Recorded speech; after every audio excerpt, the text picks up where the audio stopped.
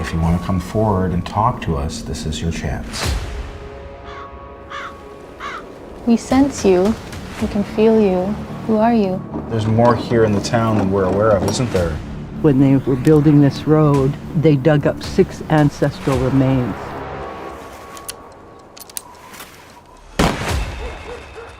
I felt the pressure change as soon as we got up the stairs. We're actually standing on the foundation of an opium factory. In a residential day school back in the mid-1800s, you can feel things. You just know that you're being watched. Whoa. Where do you want us to go? Hell. You don't have power. Please stop. Please stop. Slam! I don't want you to be afraid of us. You are loved, and you are love itself. Belle. Belle? Yeah. No way. Yeah. Something just touched the back of my collar. Yeah, thank you. And I'll just introduce myself. I'm Wally Start. I'm the executive producer of The Other Side. I co-produce with my son, Tyler Start.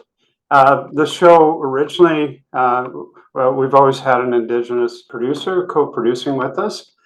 Jennifer Podemsky and I, and Bob Crow, my business partner at the time, fellow producer, we worked with Jennifer on the original show concept, which was her, when she phoned me up, she wanted to do a paranormal show with an Indigenous perspective. And so the show's evolved since that time and into what it is now. So again, as an executive producer, and whatever, I'm sure people are very familiar with what an executive producer does. But executive producer.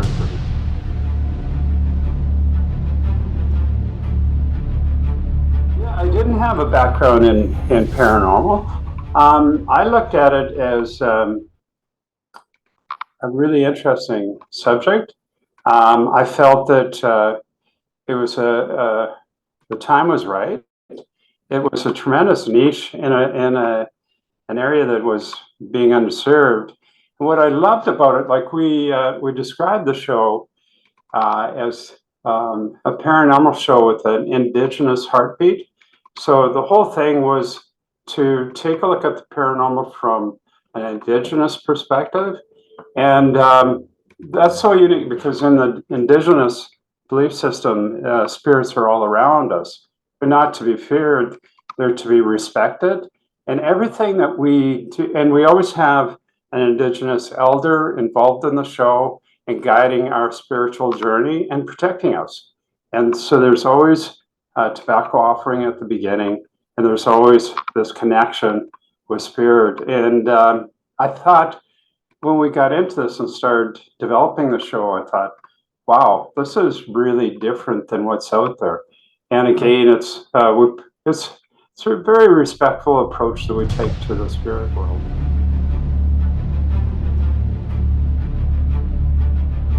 Absolutely, absolutely. Right from the get-go, it was so important to have an elder tied to the show to consult with and to be involved in the shoot throughout, just as to make sure that we stay true to the traditions and the beliefs. And I think, again, that's what makes the show so unique. And our plan always from the beginning is to, when we come into a space, is to help it return to a peaceful state. And where possible, where there's a need or an interest, help the spirits to move on. And again, through the guidance of the elder. And also, whenever we go where we can, we always invite an elder from the area to participate with us in the ceremony, to participate with us in the show.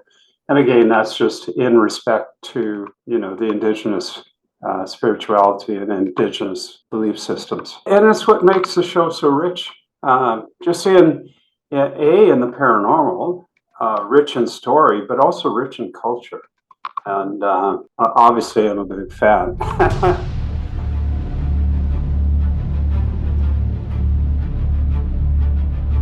again, the concept of Jennifer Podemsky and her interest in looking at paranormal from Indigenous perspective. But then, how did the show? And the show kind of it's funny because Jeff Richards, we had worked with Jeffrey. I'd seen or knew him from when we did a show on him for SaskTel Max, our community programming that we produce for SaskTel. I remember vividly this clip that we did with him.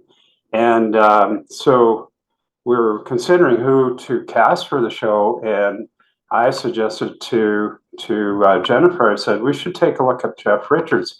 And I showed her the clip. And then we did an interview with him and chatted with him. And we just felt, and because of his unique story, we felt, hey, he's perfect. He's would be fantastic for the show.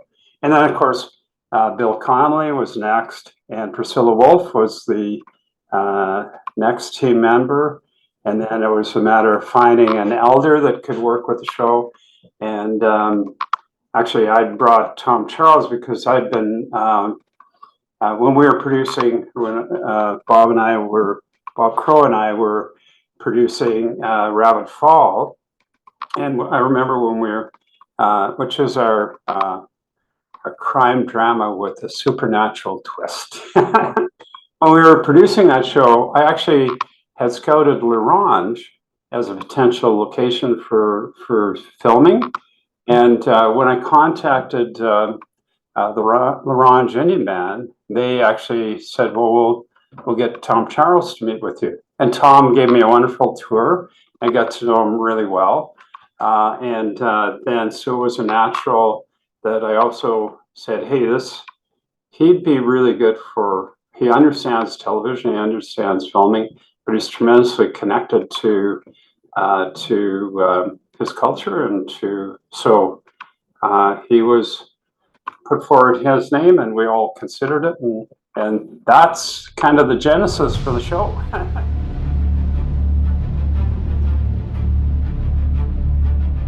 It's funny how, it was a challenge, when you're first season is always going to be the hardest.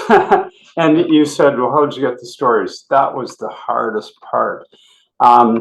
Actually, and we had to learn everything. Like, how do we go about finding stories, finding locations? We really wanted to find personal stories, Indigenous people experiences in their homes, and to do an investigation. And we were somewhat successful with that. Again, breaking new ground because these were Indigenous stories, right? And I think that was the hardest part. And I remember we started shooting and we only had about 8 stories locked. So we were still working hard to try and get the rest, 5 more stories. And we were able to do that. But man, it was an interesting time. Yeah, and I think, once the show, because those first 3 seasons are the hardest because you're learning everything. You're learning, how to do research. And we were able to work with, we started connecting with people that there's, I forget the association that we tied in with, and we found a gal there that helped us quite a bit. And then we just basically people started to see the show, and so it was not as big big a challenge for them to understand what we're trying to do, and so they could see how we were approaching things, and overcome some of the fear.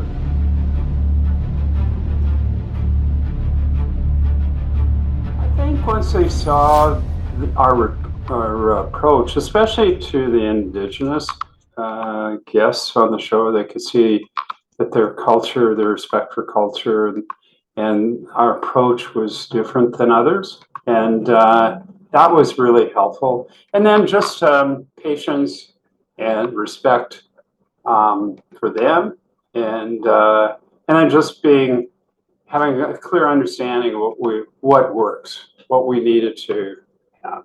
And we kind of we've been able to throughout.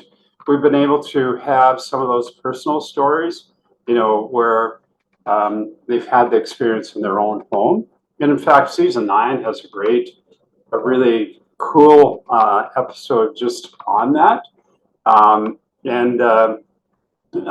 We've kind of had this balancing between historical sites, that have actually advertised, or they have a paranormal history and are very comfortable with us doing investigation there. Again, we're working on season 10 already, so we're at square one again with the stories.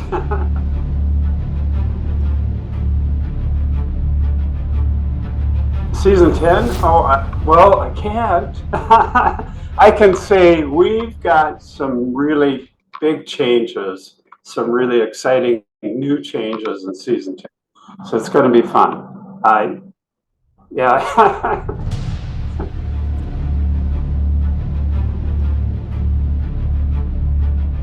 Well, in season 9, Aaron, who was expecting, wasn't able to be on season 9. So it was funny, like when, jump road, like when Tom was ill, I said to Tom, look, the best person to help me find another elder is you. And I want you to recommend somebody. And he's the one that found us an elder. Then likewise, when Alan wasn't able to continue on, I said, well, I'm going to tell you the same thing I told Tom.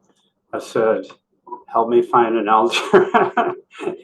and I think each time the show has grown as a result of it, because there's somebody different. Like I look at Shanley, and what I love about her is this real calm demeanor.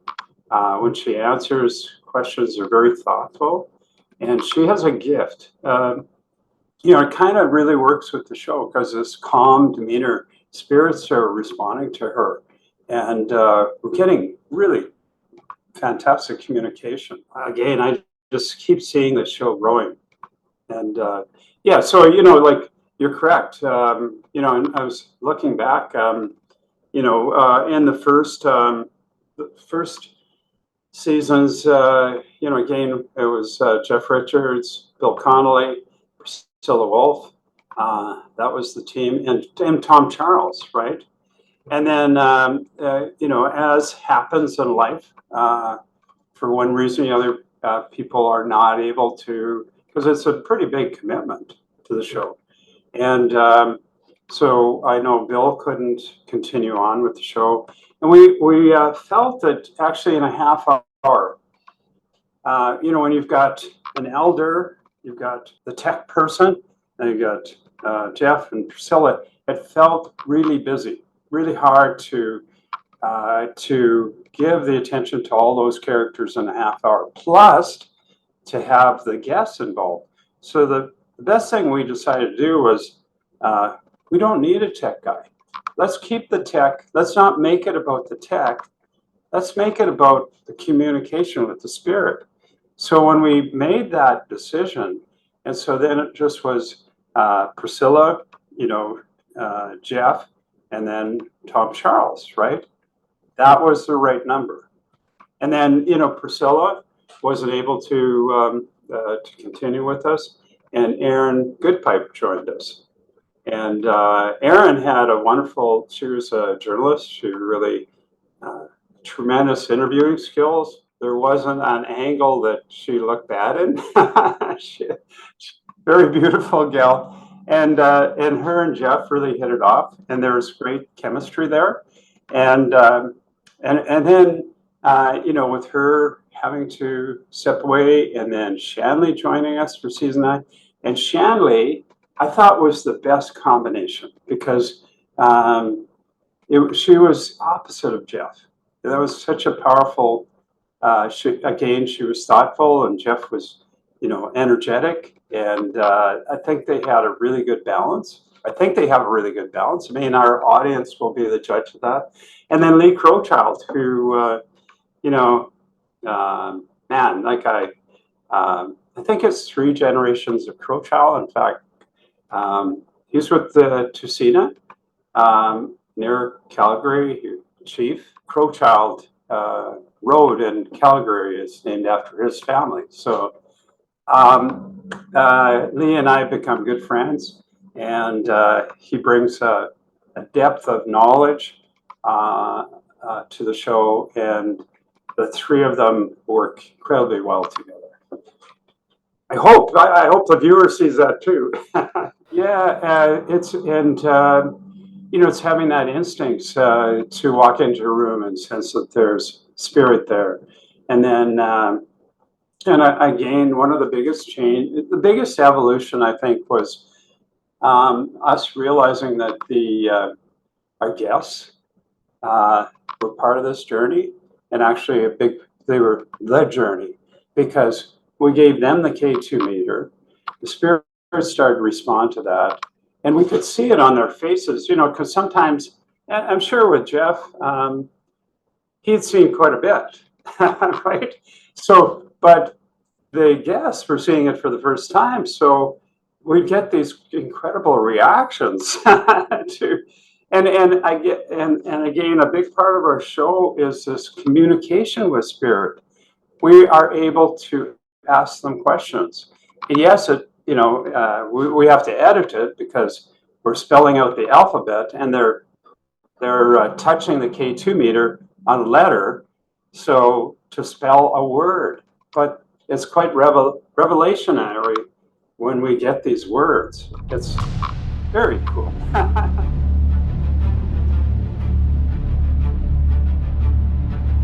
Well, I've never timed it out. I mean, I sit through all the rough cuts. So our way, we have to jump to the letters, right? So, but we put a little dissolve in there so you can see that we've done that, because it's important that the most important thing that we have done is not add any extra sound effects, to stay true to exactly what we're seeing there. So, and that is just baked into the show. It's authenticity.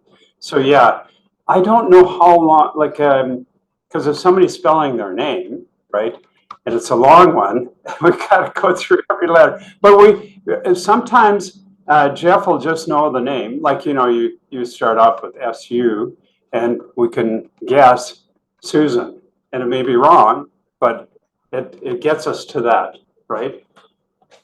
But we've not only asked for names, but we've asked for places. We've asked for answers to questions. One of my favorite episodes was in Manitoba.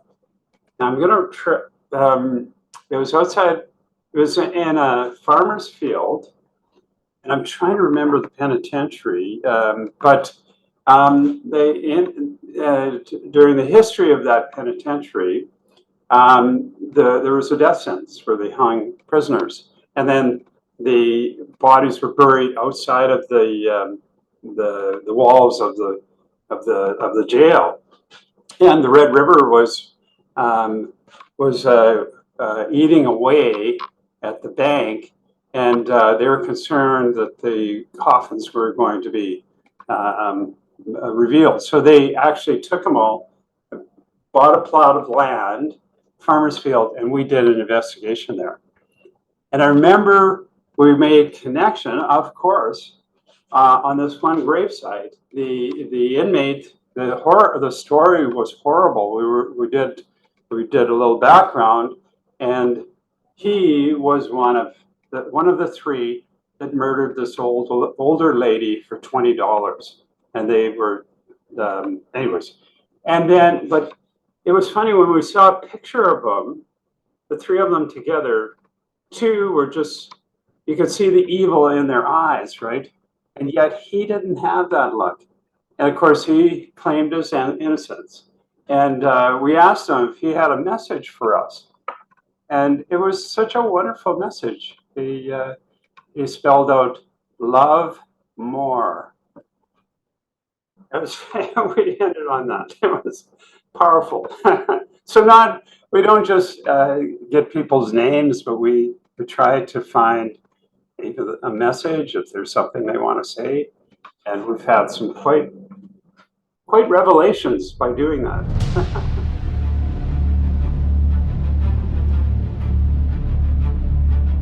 Say that that energy right from the beginning, first episode, Western Development Museum, that's where it all started. And it's gone by, if people have watched the show, they'll know the story. It's gone by a number of different names, from Lucifer to Lucky to Lucy to Jack. It's there, and we have to put up with it. And actually very disruptive, because if there's other spirits there, it makes its presence known. And I know in the Prince House, I've said it, in Calgary, it was terrorizing the spirits in that home, and it was there because of us, right?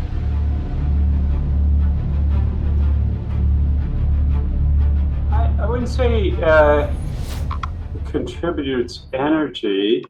In fact, it's peaceful. It's like a security blanket for us when we enter a place, and when we leave, we know that we're leaving it behind, whatever energy was there behind. So it has that nice calming influence and a sense of security too. But certainly it can open up doors for us. We have to be careful, because if you're using sage, you're actually driving spirits away, right? So we have to be careful what we're doing.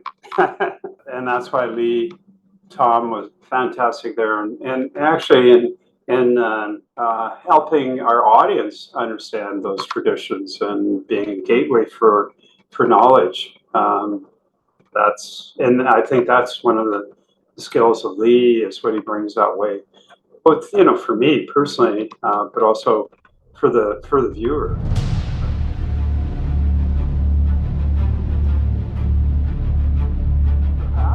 Perhaps I'd hate to make a value judgment on that. I think for people viewing the show, I think have a tremendous perspective now on the spirit world, and an understanding, and maybe a different approach to it.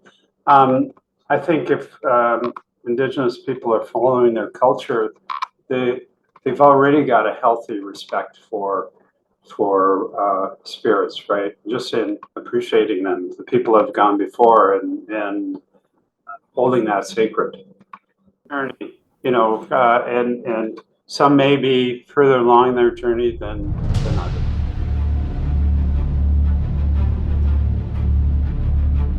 We're definitely going to travel the show. We've already had that conversation, not for season 10, but future seasons. We're going to explore. We've looked at doing some stories in the U.S., perhaps taking the show over to New Zealand or Australia. We're going to connect with, the Indigenous people and elders in those countries, and then working with them, we're going to explore the show. And I'd love to be able to travel the show. If I had my way, I'd love to turn it into a 1 hour. And I think if we explore it, take the show to another country, for us to really make place part of the story, and to give more of a sense of where we are, I think we need to have a longer format to do that. Hopefully APTN feels that way too. So I'm planting a seed here. Yeah, so that's my big dream, and is to visit some of the other countries, to learn about cultures there, Indigenous cultures, and to experience that through our show, and then to hopefully move it into a longer format.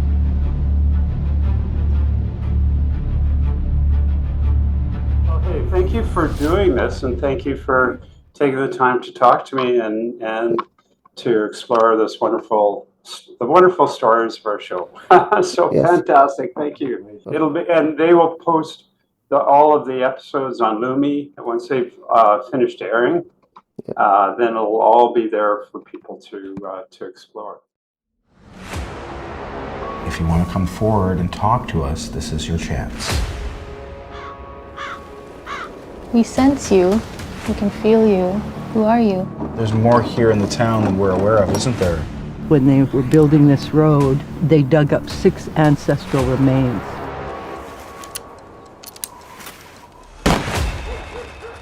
I felt the pressure change as soon as we got up the stairs. We're actually standing on the foundation of an opium factory. In a residential day school back in the mid-1800s, you can feel things. You just know that you're being watched. Whoa. Where do you want us to go? Hell. You don't have power. Please stop. Please stop. Slam! I don't want you to be afraid of us. You are loved, and you are love itself. Bell. Bell? Yeah. No way. Yeah. Something just touched the back of my collar.